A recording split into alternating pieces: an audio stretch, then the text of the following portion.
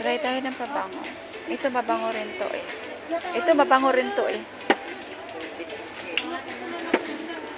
So may hinahanap ako dito guys na pabango, pero hindi ko na siya makita kapag nilagay mo sa damit. Hindi talaga siya maalis-alis.